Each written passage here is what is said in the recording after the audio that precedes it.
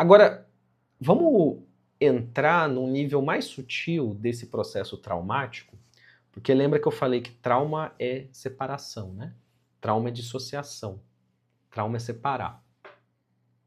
Você pode ter uma situação em que, por exemplo, a criança expressa uma emoção. Então, ela expressou uma emoção.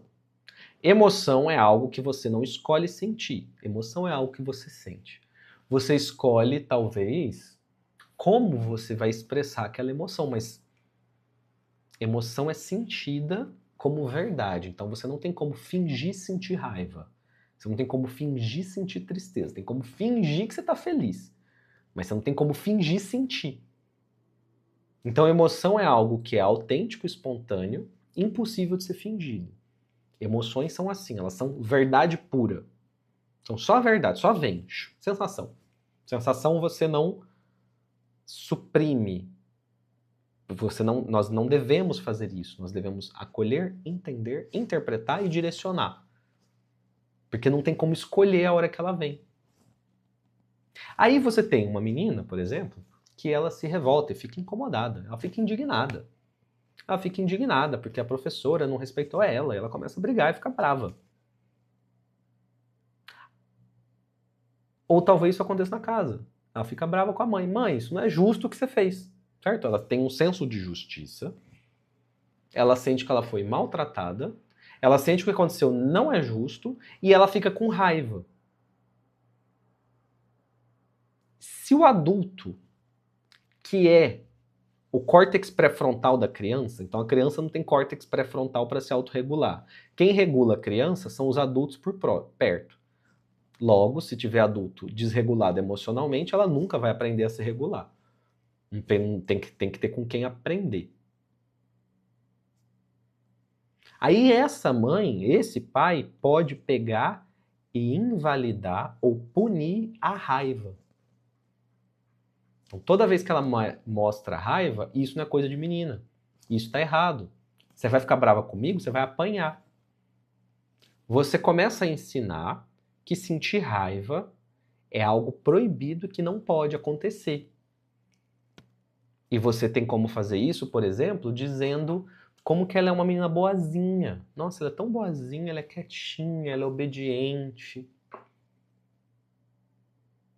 Você tem como ir ensinando um comportamento para uma criança, para qualquer pessoa, qualquer bicho, para qualquer animal, na verdade a gente aprende tudo igual, ou você punindo o que você não quer, ou você estimulando aquilo que você quer. Então você ressalta como que ela é boazinha, como que ela é boazinha, como que ela é quietinha, como que ela é quietinha, como que ela é quietinha. Toda vez que ela sai um pouquinho disso, ela já sabe que está errado, que não pode, que é feio. E você vai condicionando ela para um ideal que quando você pensa, né? Você pensando aqui, mas é bom ensinar ela a ser boazinha?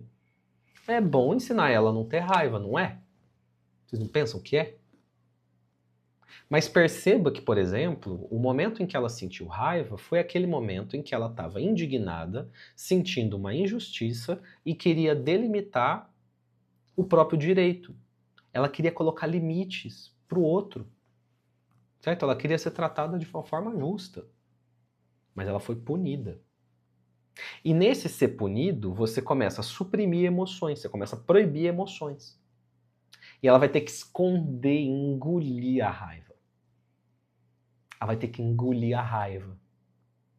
E é isso que eu falei lá no início da live, que o processo traumático, ele é essa emoção encapsulada.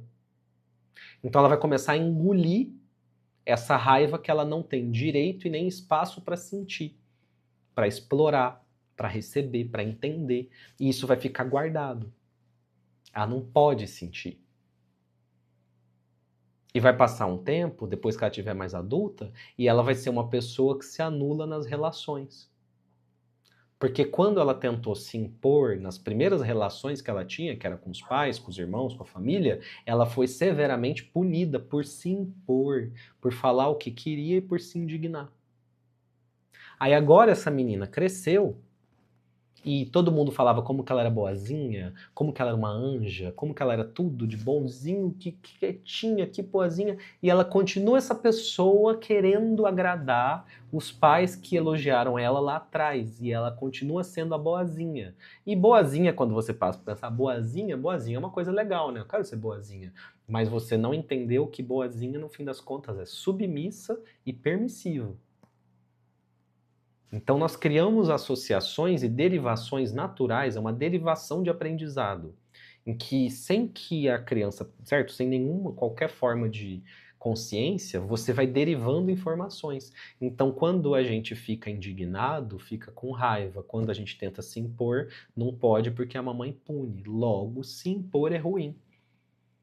Então a mãe queria controlar a raiva da menina, mas sem perceber, no fim das contas, o que ela fez foi criar uma pessoa submissa. Foi criar uma pessoa que é facilmente abusada. Foi criar uma pessoa que facilmente está em umas enrascadas de relacionamento, porque ela não consegue falar por si própria. Ela não consegue falar, ela é insegura. Mas ela é boa, ela acha que ela é boazinha, mas no fim das contas ela é permissiva e submissa.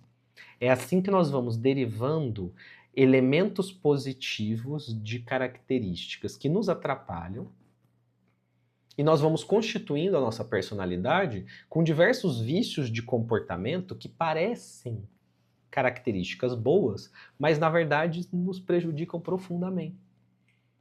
E se eu falar para uma menina dessa boazinha que ela, no momento em que essa menina boazinha sentir um pouco de raiva, ela vai procurar o médico achando que ela está muito irritada e que ela tem que tomar um remédio para controlar a raiva. Porque ela vai passar a vida tentando controlar a raiva. A invalidação de emoções no início da vida é traumática porque ela não deixa a criança ter a autenticidade dela. E ela mata a autenticidade da emoção do adulto. E depois ela vai passar a vida tentando percorrer essa sina de ser a boazinha. E nós, como profissionais que prescrevemos remédio, podemos entrar nesse papel de nos tornarmos, entrarmos nesse papel de manutenção, certo? Nós nos tornamos instrumento de manutenção da supressão de emoções que foram proibidas na infância. E esse é o maior problema. Então, se você, quando ficava triste, alguém falava que você não tem nada que tá triste, engole o choro, você não pode estar assim, homem não chora, o que quer que seja, hoje, quando você entra em contato com tristeza, você continua acreditando que essa emoção é ruim, perigosa e assustadora, proibida e negativa. Você não consegue entender e se relacionar com tristeza como sendo só mais uma parte da experiência humana. Ela é só um elemento que acontece. As pessoas ficam tristes, as pessoas choram. Choram, refletem, entram num processo de introjeção e reflexão profundo a partir da tristeza, mas você não faz isso, porque você foi completamente suprimido nesse momento em que você tocava a tristeza. E aí quando ela aparece, quando o medo aparece que você não sabe lidar, quando a raiva aparece que você foi proibida de sentir, você continua buscando tampar isso a todo custo, inclusive usando o remédio se for necessário. Então esse é um processo de esquiva experiencial de emoções que são proibidas. E isso começa nesse processo traumático lá atrás, que veio desse comportamento condicionado de que você não podia sentir. E esse não poder sentir te quebra por dentro e, certo, faz uma fragmentação do seu eu. Porque tem uma parte sua que é proibida. Tem uma parte que é boa e tem uma parte que é proibida. Você não é amado como um todo. Então você precisa se separar para deixar a parte que é amada, cuidada na frente, certo? Aí você vai criando uma máscara de quem você é, que é aquela versão sua que recebe a atenção dos pais. Que pode nem ser a boazinha, pode ser que a versão sua que recebe a atenção dos pais seja a problemática, seja a que dá trabalho, seja a que tem crise de ansiedade, porque talvez você só tenha atenção na crise de ansiedade. Se você está bem, ninguém dá atenção, mas no momento em que você está doente, todo mundo chega. Logo, está sendo condicionada a pessoa a ficar doente.